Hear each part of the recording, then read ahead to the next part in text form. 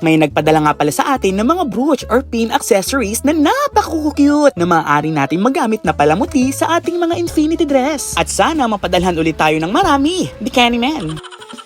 Another day, another dress tutorial series na naman tayo mga may natin sa inyo ni Marcus. Ni Marky. Charm.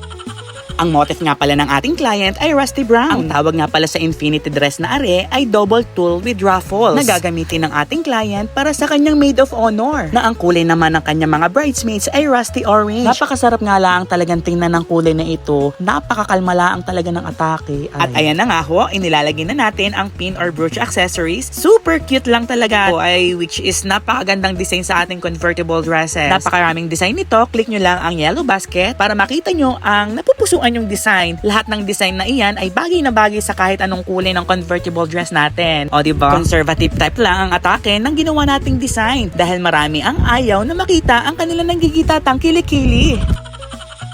At syempre, huwag din natin kakalimutan na i-share ang ating videos kasi alam nyo na, the more sharing, the more blessings. O paano ba yun mga mi? Pa-follow na rin kasi yung iba sa inyo hindi pa nagfa-follow para sa marami pang dress tutorial serye na hatid sa inyo ni Marky. For the order na!